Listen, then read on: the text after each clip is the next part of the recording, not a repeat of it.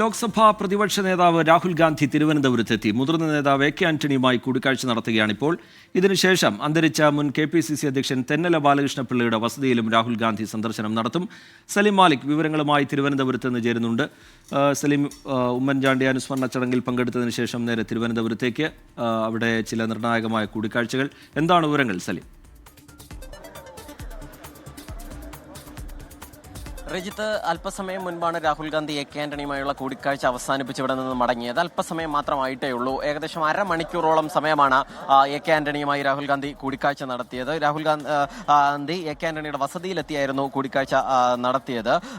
നേരത്തെ കഴിഞ്ഞ കുറച്ചു നാളുകളായി തന്നെ രാഷ്ട്രീയ ജീവിതത്തിൽ നിന്നും അവധിയെടുത്ത് വിശ്രമ ജീവിതത്തിലാണ് എ കെ ആന്റണി ഉള്ളത്. അതിനിടയിലാണ് ഉമ്മൻചാണ്ടി അനുസ്മരണത്തിനായി കേരളത്തിലെത്തിയപ്പോൾ രാഹുൽ ഗാന്ധി അദ്ദേഹത്തെ സന്ദർശിക്കാൻ തീരുമാനിച്ചത്. ആദ്യം എ കെ ആന്റണിയെ സന്ദർശിക്കുക എന്നുള്ളത് മാത്രമായിരുന്നു രാഹുൽ ഗാന്ധിയുടെ യാത്രാ ചാർട്ടിൽ ഉണ്ടായിരുന്നത്.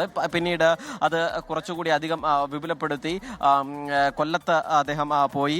അവിടെ മുതിർന്ന കോൺഗ്രസ് നേതാവ് CV പത്മരാജന്റെ വീട്ടിൽ സന്ദർശനം നടത്തി. അതിന് പിന്നാലെ അന്തരിച്ച മുൻ KPCC അധ്യക്ഷൻ തെന്നല ബാലകൃഷ്ണപിള്ളയുടെ വസതിയിലേക്കും അദ്ദേഹം ഇപ്പോൾ പോയിട്ടുണ്ട്. അവിടെയും സന്ദർശനം നടത്തിയ ശേഷമാകും അദ്ദേഹം തിരുവനന്തപുരത്ത് നിന്ന് മടങ്ങുക എന്നുള്ളതാണ്. ഈ കൂടിക്കാഴ്ചയിൽ എന്തൊക്കെ ചർച്ചയായി എന്നതുൾപ്പെടെയുള്ള കാര്യങ്ങളിൽ എന്തായാലും വ്യക്തതയില്ല. പക്ഷേ കേരളത്തിലെ രാഷ്ട്രീയത്തെക്കുറിച്ചും ഒപ്പം സംസ്ഥാനത്തെ മുഴുവൻ രാഷ്ട്രീയ സാഹചര്യങ്ങളെക്കുറിച്ചുമൊക്കെ രാഹുൽ ഗാന്ധി എ കെ ആന്റണിയോട് ചോദിച്ചറിഞ്ഞിട്ടുണ്ടാകണം. കാരണം അത്രയധികം ഈ രാഷ്ട്രീയത്തെ ഇപ്പോഴും വിശ്രമ ജീവിതത്തിൽ കിടക്കുമ്പോഴും അത്രയധികം കേരള രാഷ്ട്രീയത്തെയും ഓരോ ചലനങ്ങളെയും നിരീക്ഷിക്കുന്ന നേതാവാണ് എ കെ ആന്റണി. മാത്രമല്ല, മുൻപ് സോണിയാഗാന്ധിയുടേതുൾപ്പെടെയുള്ള പ്രധാനപ്പെട്ട പല ഉപദേശങ്ങളും നൽകുന്നത് എ കെ ആന്റണി ആയിരുന്നു. അതുകൊണ്ട് തന്നെ രാഹുൽ ഗാന്ധിയും ആ നിലയിലുള്ള ഉപദേശങ്ങൾ അദ്ദേഹത്തിൽ നിന്നും സ്വീകരിച്ചിട്ടുണ്ടാകണം എന്നുള്ളതാണ് നമ്മൾ മനസ്സിലാക്കുന്നത്. ഈ രാഹുൽ ഗാന്ധി യാത്ര അയക്കാനായി അല്പസമയം മുൻപ് എ കെ ആന്റണി വീടിന് പുറത്തേക്ക് ഇറങ്ങിയതിന് ശേഷം അദ്ദേഹത്തോട് ഈ വിഷയത്തിലൊക്കെ പ്രതികരണം നമ്മൾ ചോദിച്ചതാണ്. പക്ഷെ അദ്ദേഹം this is not my day, എനിക്ക് പറയാനുള്ള ദിവസമല്ല ഇന്ന് എന്നുള്ളത് പറഞ്ഞ ശേഷം അദ്ദേഹം തിരികെ മടങ്ങുകയായിരുന്നു. എന്തായാലും അരമണിക്കൂറിലധികം കൂടിക്കാഴ്ച നീണ്ടു എന്നുള്ളതാണ്. അതിന് പിന്നാലെ ഇവിടെ നിന്നും ഇപ്പോൾ തിരിച്ച രാഹുൽ ഗാന്ധി വട്ടിയൂർക്കാവിലെ തെന്നല ബാലകൃഷ്ണപിള്ളയുടെ വസതിയിലേക്കാണ് പോകുന്നത്. അവിടെയും അവരുടെ കുടുംബത്തെ വ്യക്തിപരമായ ചില കൂടിക്കാഴ്ചകൾ, സന്ദർശനങ്ങൾ എന്നൊക്കെ വിശേഷിപ്പിക്കാമെങ്കിൽ കൂടി വരാൻ പോകുന്നത് രണ്ട് പ്രധാനപ്പെട്ട തിരഞ്ഞെടുപ്പുകളാണ്. ഒന്ന് തദ്ദേശ തിരഞ്ഞെടുപ്പ് വരികയുണ്ട്, നിയമസഭാ തിരഞ്ഞെടുപ്പ് വരാൻ പോകുന്നു.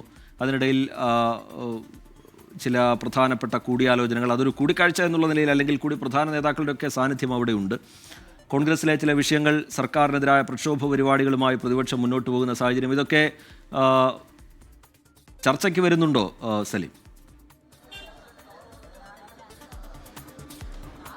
ഉറപ്പായും റിജിത്ത്. അതിന്റെ കാരണം എന്ന് പറഞ്ഞാൽ രാഹുൽ ഗാന്ധി മുൻപ് MP ആയിരുന്ന ഘട്ടത്തിലും അല്ലാതെയും പലതവണ കേരളത്തിലെത്തിയതാണ്. അന്നൊന്നും എ കെ ആന്റണി സന്ദർശിച്ചിട്ടില്ല രാഹുൽ ഗാന്ധി. അതുകൊണ്ട് തന്നെ ഈ കൂടിക്കാഴ്ചയ്ക്ക് രാഷ്ട്രീയ മാനങ്ങൾ കൂടിയുണ്ട്. അതൊരു സ്വകാര്യ കൂടിക്കാഴ്ചയാണ്.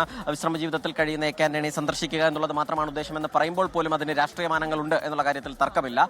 കാരണം കേരളത്തിലെ പ്രധാനപ്പെട്ട എല്ലാ കോൺഗ്രസ് നേതാക്കളും രാഹുൽ ഗാന്ധിയെ അനുഗമിച്ചതിന് ശേഷം അത് ഈ പുതുപ്പള്ളിയിൽ നടന്ന പരിപാടിക്ക്, കോട്ടയത്ത് നടന്ന പരിപാടിയിൽ ഉൾപ്പെടെ രാഹുൽ ഗാന്ധിക്കൊപ്പം എല്ലാ പ്രധാനപ്പെട്ട നേതാക്കളും ഉണ്ടായിരുന്നു. അതിനുശേഷമുള്ള യാത്രാവഴിയിലൊക്കെ കൊല്ലത്തും അതിന് പിന്നാലെ തിരുവനന്തപുരത്തേക്ക് എത്തുമ്പോഴും രാഹുൽ ഗാന്ധിക്കൊപ്പം കോൺഗ്രസിന്റെ പ്രധാനപ്പെട്ട നേതാക്കളുണ്ട്.